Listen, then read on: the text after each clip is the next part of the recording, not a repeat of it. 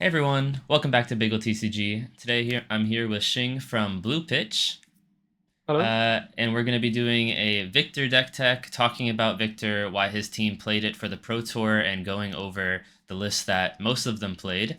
But first of all, Shing, do you want to introduce yourself and talk about your team for a bit? Yeah, I'm Shing from Temple Beach. Um, yeah, it's just a local team in Concord, and I'm just a mediocre player, I guess. Yeah, I don't know about mediocre, but you guys have been putting up pretty amazing results for the last few events. Of course, LSS gave you guys that kind of big shout out on one of the recent dev talks. So, I mean, what was your reaction to that when you guys, I don't know who messaged you or something, but when you found out that they were hyping you guys up on YouTube, what was your reaction and the team's reaction?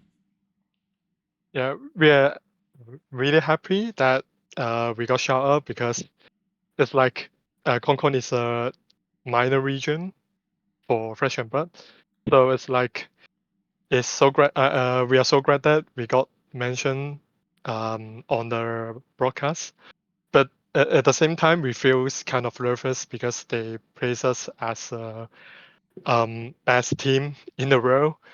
But I think we just got yeah, we surely do good in World Barcelona, but it's like there are not much accomplishment other than that. So it's like it kind of put pressure on us to perform well also in PTLA. So Yeah, I can understand that it would be a lot of extra pressure where before you guys were doing well but kind of under the radar, like just performing well and just showing up, and now it's like everyone's kind of looking at you guys to keep up the performances. But yeah, so I guess let's move on to how you got into Flesh and Blood and into Team Blue Pitch. yeah, I started playing in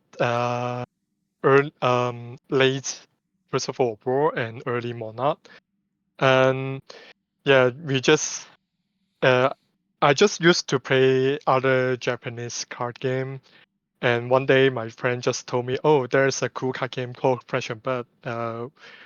Would you like to have a try?" Yeah. Then we played together. We loved the game, so we continue.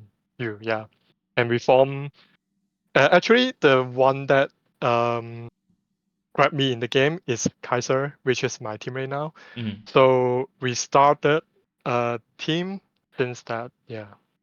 Yeah, that's awesome. And now that you've been in Flesh and Blood for a while, because I mean, back in I think Crucible is over 2 years ago now, so you've been playing for quite a while, maybe 3 years. I'm not even sure. But what are your favorite heroes that you've played in Flesh and Blood? Yeah, my favorite hero is Fitzroy. Oh wow. Because because I love the things that this hero can do. It can line up correctly to do a huge turn. It deal arcing damage. It also deal physical damage. It's so hard for your opponent to deal with. Yeah, so I like that playstyle a lot, but now is he's not at a good position. So Yeah. Did you get to play him at all during the Skeleton era? yeah. Actually, I started to play the OTK list. It's like it's first built by um the developer in. I saw it in one of the official videos that a game play between the developers. One of them play um the OTK style of Fist Ride with Skeleton. And when I saw that, I loved that very much, and I actually built that to play in quite a while. And that eventually become a thing. And yeah, it got banned very soon, so I'm sad about that. But yeah, I Yeah. have played that deck. Yeah. Yeah, so I mean, from Viserai being your favorite hero, I have to ask, why did you pick up Victor, and as a whole, why did your team mostly pick up Victor for the Pro Tour? Yeah, I think we test quite a lot of deck before Pro Tour. Is like we are testing stuff like the fire, KO, and dash, something like that. But we find that the brutes are not that consistent, and we find that Dash is not at a good position in the meta. So one of our teammate plays a lot of Victor since heavy hitter release.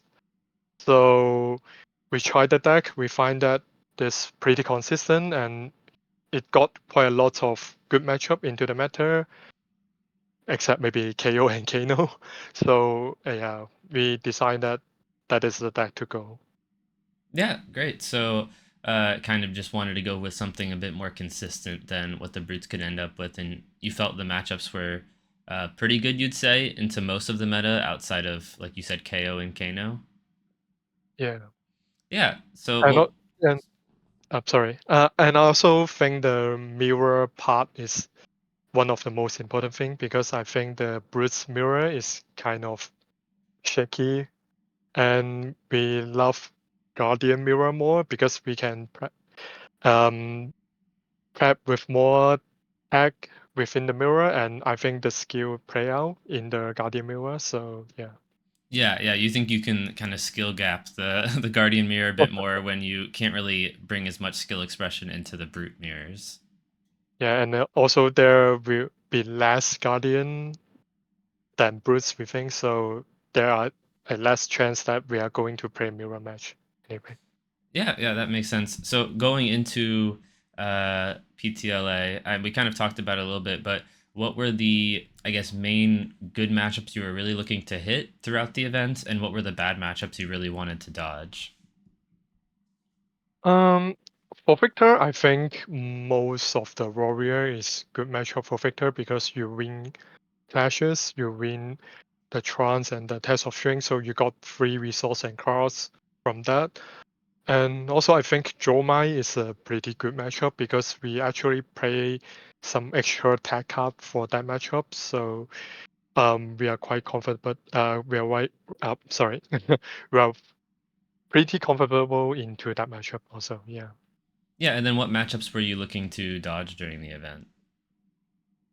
I think surely KO and Kano. The KO matchup is not unwinnable, but it's really hard if they line up their Barrage Battle and Cast Bone correctly. And Kano is like, if they are playing the non-defense version, playing aggressive, then we still got a chance with AB2 and Anofos and stuff.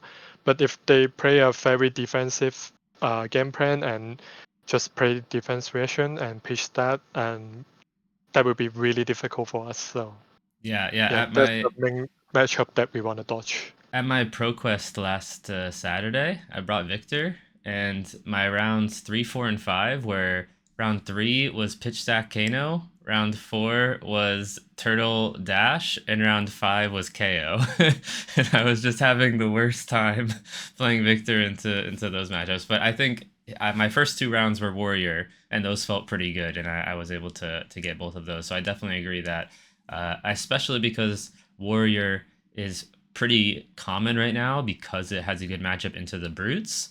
We can kind of complete the triangle, right, with the warriors beating the brutes, and then we try to come in and beat the warriors. So I think that's a good place to be, especially because we saw a lot of people did bring warrior to the pro tour with, especially the Hatchets Dorinthia showing up in the top 8. So I think that makes a lot of sense. We'll talk about post Dromai at the end, I think. We'll move on to the deck choices here. Mm. So there's quite a few things that are, I guess, contested right now among Victor players on what should be in there. But I think the most common one is tectonic plating versus Fiendel Spring Tunic. So the chess piece is a big piece of contention. I see a lot of decks. I think the deck that got third at the calling at the same pro tour was on tectonic plating, and I saw a few on tunic as well. So that's a big thing I want to talk about. Why did you guys choose to go with tunic, and did you consider tectonic plating as well? Um, I think tuning is definitely better than tectonic. It's because the one win con that we got in the deck is CNC Pommel, and with tectonic it's so hard to use for us to pull off the CNC pommel, you have to uh, either have a figure token or you have to say keep an extra card, which makes the value of CNC pommel so much less than uh, with Tunic. You can do it with 3 cards, but with Tectonic you have to do it with 4 cards, or with a figure token, which is not consistent. So I think Tunic is definitely better and is more flexible Yeah. So than Tectonic. Yeah. it was mostly CNC pummel that you really wanted to focus on, and that was the main reason you brought Tunic in. And also the 4 cost attack, I would say, because not every turn you got the extra resource to use the Tectonic. And with Tunics up, you can save it for the Golden Sun or for the Chokeslam. So it's also one of the reasons why I choose Tunic over Tectonic. Yeah. Yeah, yeah, that makes sense. I'm gonna look at the red attacks now because I think the rest of the equipment suite is pretty standard for most victors. I mean, of course, Civic Steps, Gauntlets of Iron Will, Orm Aegis, those are all pretty standard. Anathos, the AB2, I think most people are on. Titan's Fist. I think the only thing else to talk about in the equipments before we move on to the reds is the headpieces. We have Balance of Justice and Mm. Crown of Providence. I've seen some lists do just Crown and some lists do just Balance. Did you guys feel like you needed to have both? They were worth the slot to be able to switch between the two? Yeah, I think having both is quite important also because it's like for the Crown of Providence, um, you are more it's harder for your opponent to do a effective CNC pummel on you, or even just a CNC. You can just block with Crown of Providence and a hand, then you um, put the cards in your arsenal back to your bottom of the deck and draw a card is still good. And I think in some matchup like Jomai, Crown of Providence is still is also been important because sometimes you just draw no popper or just one popper hand, and sometimes you just need more than one popper to deal with their turn, like Chromai or stuff like that. So I think Crown of Providence provide an extra consistency in the deck. It's also like because in the Victor deck it's only one 33 blue. It's uh kind of less than other guardians. So sometimes you just draw 4 red or 3 red, 1 blue hands, and you can use Crown to fix that. And for the balance of justice pass, Brutes is just a hard matchup, so you need that to Yeah. uh, you need that to you need that in the matchup. Yeah. Yeah, yeah. And then I think the last equipment piece is Rampart of the Ram's Head. I would assume this is for just the dash matchup, but could you talk to me about if it's for any other matchups and why you think it's worth the slot for the dash matchup?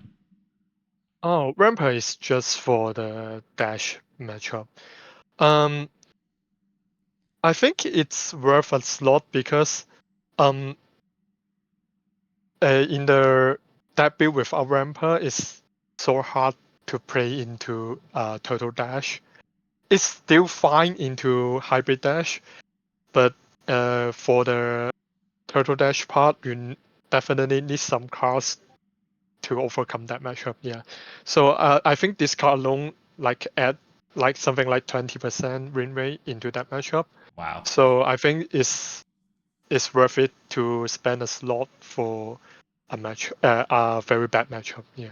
Yeah, you're making me wish I had brought it to my Pro Quest because I think maybe that dash game would have turned out different if it adds 20%. So I think I'll Yeah. add that to my list for next week just in case. But I think that's all the equipment. We're gonna move on to the reds because there's I think you guys ran into this problem probably as well. There's a lot of red attack options for Victor, and you just can't fit them all in. So there's always going to be a few attacks that aren't going to make the cut, and you have to make that determination each time. So I think starting with the more common ones, 3 Command and Conquer, I think, is in basically every list. It's just so good, Mm. especially with the pummels.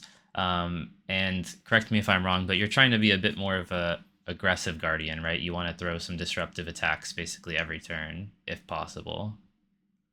Yeah, I think the way to play this deck is quite different from other Guardian. I consider this deck more like a mid-range deck rather than a defensive Guardian deck. Yeah, so I try to play more good red attack to in order to do that. Yeah. Yeah, and so the other standard attacks, I think Spinal Crush is pretty standard. Of course, it just has such a good effect. And then the three E Strike, pretty standard as well. I think especially with the 33 blues, it's pretty important to have E Strike in case you draw those four red hands.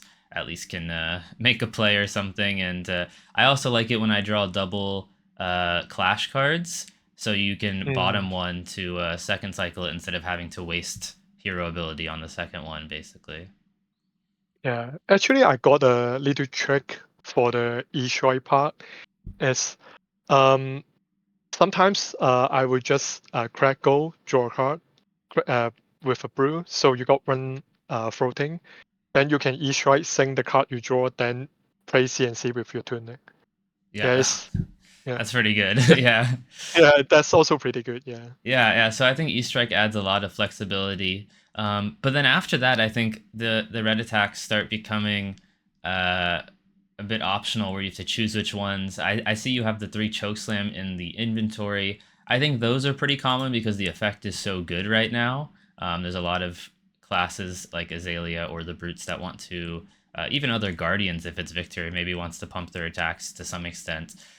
So you'd say you guys are probably pretty locked in on the three choke slam for most of the testing, I would assume.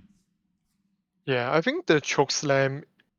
Um, I only compare choke slam into debilitate because they are both the 4 for egg bread attack.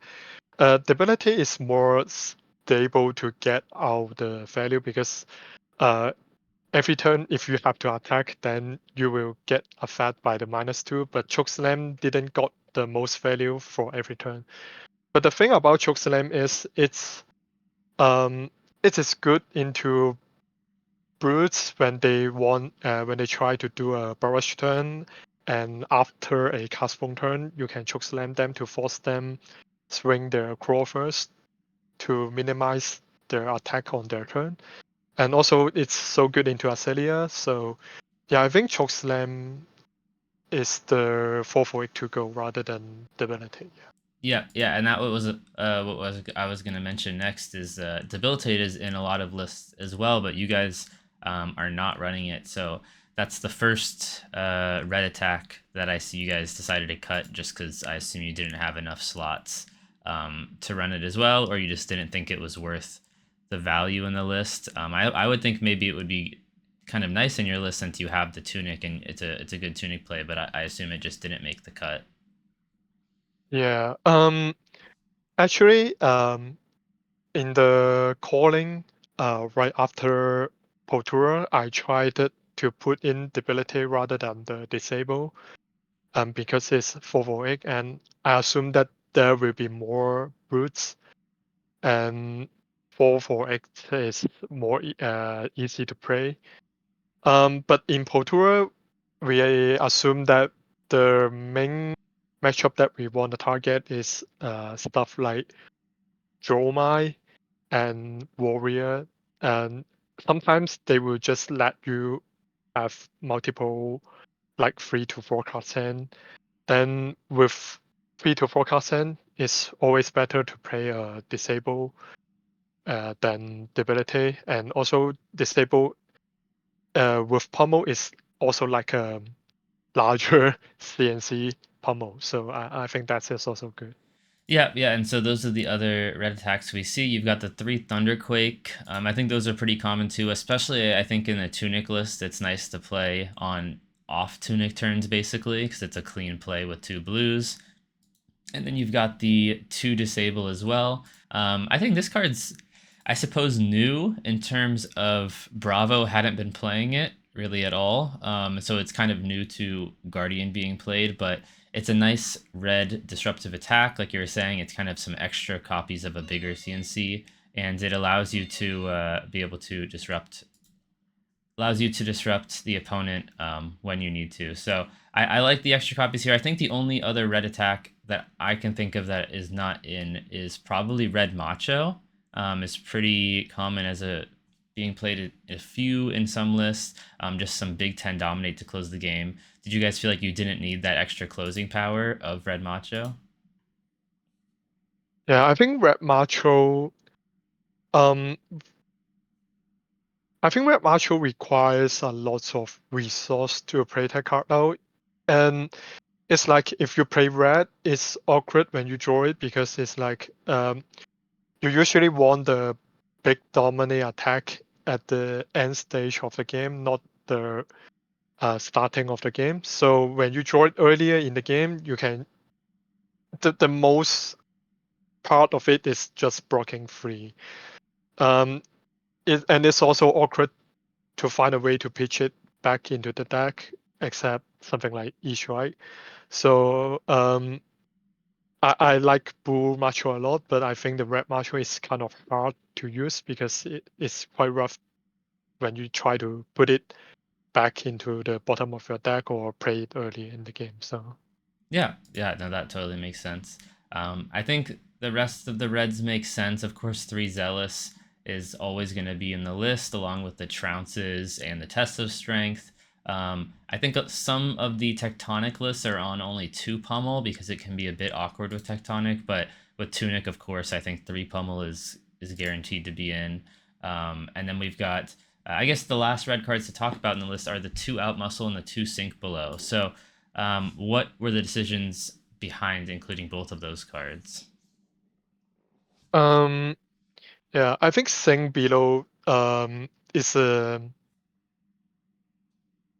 card that we within our team we test a lot to decide whether we put it in or not because it's you don't want to crash into it. It's like losing crash when you're using below.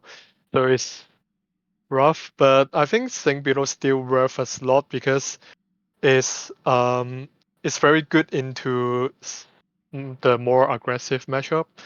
And also it can target the plumping that which some of the Lefire and most of the KO will play. And if they want to gamble, you don't have a defense reaction, then you have a Sing Below. You basically stop their turn. So I think it's still good. And the other reason is the list is running only 33 blue, so it's always good for you to have a card to fix your hand if needed. Yeah.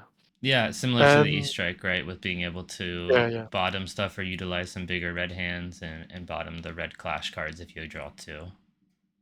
yeah. And for the red Alma Soul part, um, we find that with this card, the win rate against Joma is much higher. And also, it's got a extra benefit into the Kano matchup because into Kano, you want to play as aggressive as you can. So with Red Out Muscle, you can just play a huge turn with Go Again because sometimes Kano just block and you got another forecast hand. Sometimes you just can't play all the cards if you don't got stuff like Self Spelling and Out Muscle. Yeah, I think it's the extra benefit beside the Joma matchup. And it's also quite good into the Warrior matchup because most of the time they don't got a 6 attack to block you, so you still got your goal again. And with Enophos, it's a free card 12, which is very high value. So I think this card is good. Yeah. Yeah, yeah, that makes sense. Did you ever get, or did you or any of your teammates get that unlucky moment during the Pro Tour calling where you outmuscle into a warrior and they have their CNC ready in hand?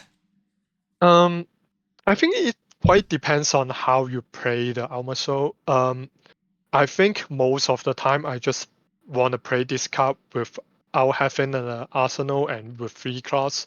So even though they block with a 6 attack, then you can still arsenal your last card. And yeah, this you can still make use of your last card rather than just stop a turn and IP yourself. Yeah, yeah, that totally makes sense. And then speaking of blues, I think that's what we have the last thing to talk about in the list. I think a lot of the blues are somewhat standard, of course. I think Rouse can never Mm, leave the list, and then basically all of the six powers are going to almost always be in. I've sometimes cut Buckling Blow myself because I really just would rather have something else interesting if I'm trying to be cute with like Clash of Vigor or something like that. But I think most of those are standard. Um, I guess let's talk about some of the less standard ones like Boulder Drop and two Boulder Drop you have in here and the one Terrace Under. And what was the mm, reasoning behind those inclusions? yeah. Before Pro Tour, we test a lot on the crash of figure. I think it did bring a lot of value in the matchup that you will win the clash, like into warrior, into something like Chomai maybe. But um, in when you play when you block a clash of trigger into a KO, you basically just give them a free resource to play their 2+2 turn. So I hate that part very much because they just got something like 3 to 4 extra damage from nowhere if you lose the crash of figure, and you have to block it because it's a 2 cost. So if you swing your Titan Fist with it, it's just a free attack, so it's not worth it at all. So um, after some testing, I decided to take out the crash of figure because I just hate this card into KO and giving a free resource to them. For the border drop part, basically it's just a free block with 5 attack. So the math of playing the World Station is much more easier because most of your attack in deck is egg attack. So sometimes with 4 attack you can play the World Station and let it have go again because when other cards like 4 attack pair with the egg attack, you just can't play it. Yeah, so I just consider it as a 5 attack free block with decent hit effect. Yeah, and the one off Tear Asunder, the reasoning behind this is Tear Asunder is so good with Anophos, but um, in this matter, I think most of the deck got a lot of armor to play around your dominate attack. So um, Tear Asunder is only good in the second cycle or later in the game. But if you play multiple copy, that may cause you to lose some clash of your trance and test of string. So I rather just play one and pitch that it and just wait for the late game and play it. It's if you play if you play 2 or 3, if you draw it earlier, you just block 3 is same as other block 3 cards. So I rather got another card with an attack number so I can win my clashes. Yeah. Yeah, that makes sense. Were there any other blues you or your team were considering at any point before the Pro Tour? Um. Um. Like for Yeah, example, I think. I have some spicy stuff like Hold the Line that I've been messing around with, and I saw like Chrissy Ollie had it in a list he did pretty well with recently. Of course, it Oh. does pretty bad at everything except for resolving it into brutes, but it can of course be quite impactful when they do a Art of War or a Blood Rush turn, and you can block 5 with the blue. So I'm not sure if that was ever an idea. I think mainly for the blue part, I just want to stay with the cards with 5 attack or above because of the rotation. I just want to play every rotation if I draw it. Because rotation is such a strong part that provide a lot of value. If you can play it, I don't want to draw it then saw a bunch of mm, cards with no attack, then yeah, I or either I can swing the rotation, but I can swing the hammer. Yeah, that's Yeah, the situation I don't want to end up with. So for the most part of the blue in my decks, I just want to keep it with attack and proper purpose. Yeah. yeah, that makes sense. With the brute matchup, that's one question I have about the deck specifically because, of course, Scowling Fleshbag is a big issue for basically all decks when they're playing into brute. but it can be especially punishing for Guardian with our Rouse the Ancients and Pommels. Are you playing all of those cards and trying to resolve them into Brute and just letting them have the first flush bag, or what's your plan to be able to get these um, powerful cards off into Brute without, yeah, just letting them win through a flush bag turn?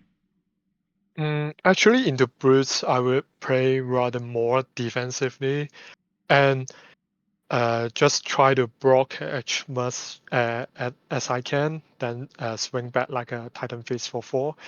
Um, the reason behind this is not every turn of a brute of a KO can they have agility, so sometimes they can just stuck with a forecast hand and they have to roll scab. And what I'm trying to do is just want to make them gamble, or they have to do some um, inefficient stuff so that I can win from value. But most part, for the brute matchup is so hard that you basically have to win one or two tests of string to get advantage from that. And yeah, the basic win con against brute, I think, is like mostly like DNC pummel once or win clash. Then you can have your goal to play your the golden sun, so you can try to outvalue them or make them into an awkward position, which they have to roll scab either way. Yeah. Yeah, yeah, that makes sense. And I'm looking at your KO matchup here just because I wanted to check if you're running Trounce or not, see if you guys were gambling that much or not. But it looks like you No. decided Trounce was not worth it for that matchup.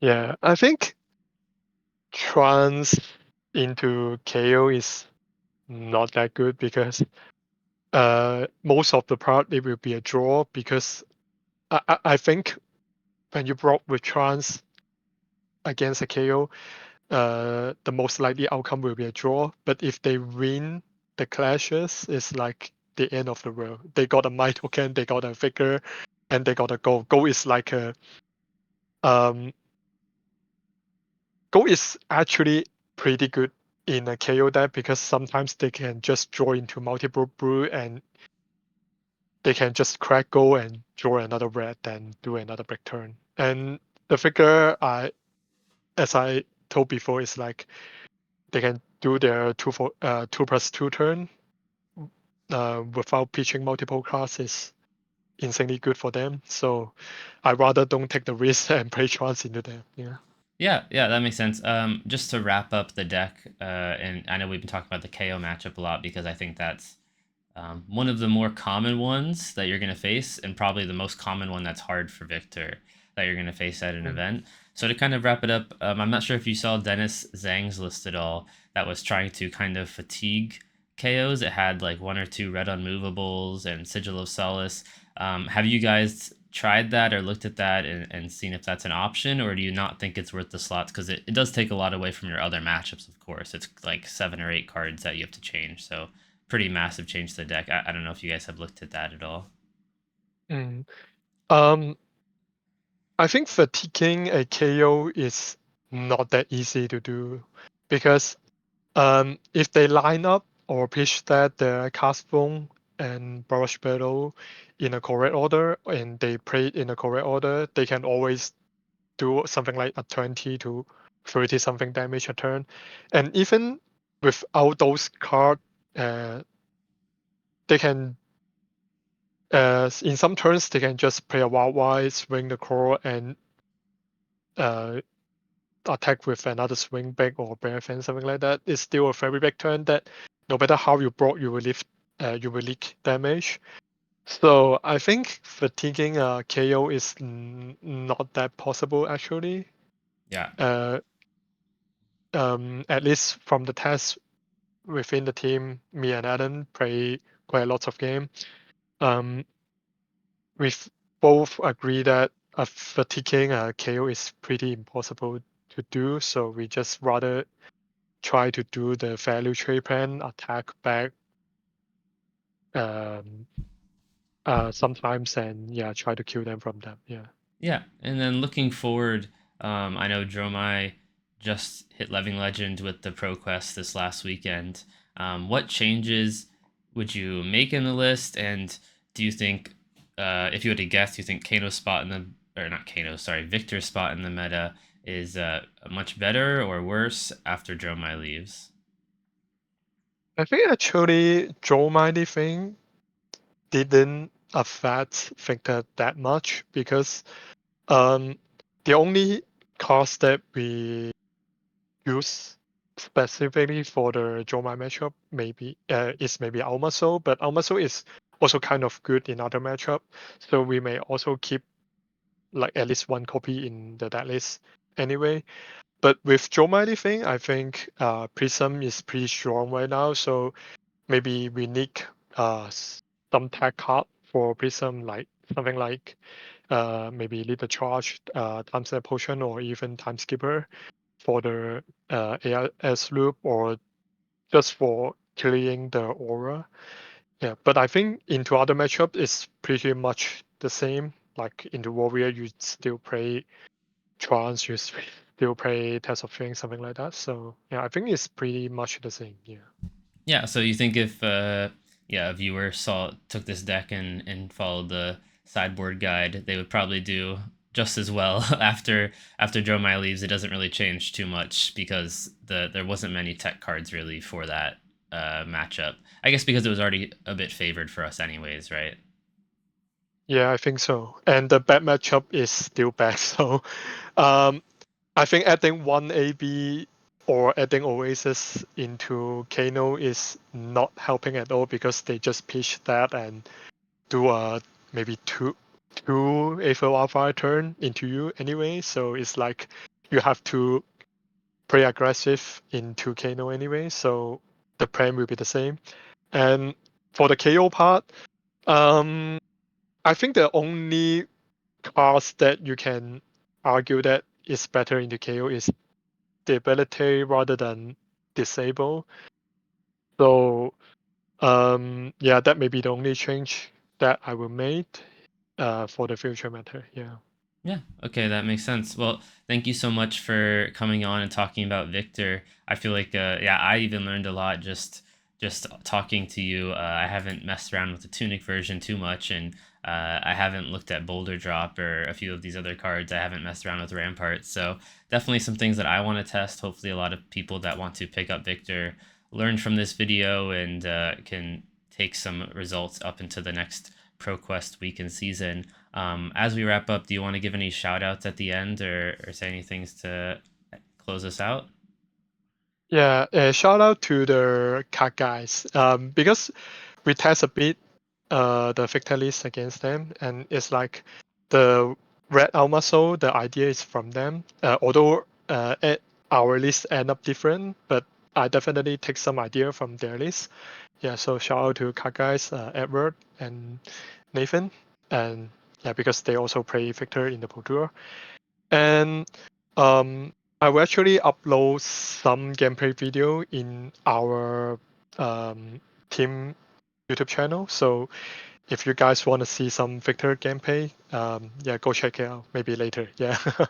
Yeah, yeah, I'll link that in the description below. So if you want to see some gameplay of this list or something, I would assume similar to this list, go check out their channel and see some great Victor content. I know I always learn a lot from watching other people. It's really good to watch someone else other than yourself, even if you're a really good player, because you're never going to notice things that you wouldn't have thought of. So, yeah, it's always good to watch other people do gameplay. You're going to learn from that basically every time. So, yeah, thanks so much for coming on. Thank you all for watching. Remember to check out my content, like, comment, subscribe for more Victor and other Guardian stuff, and I'll see you guys next time.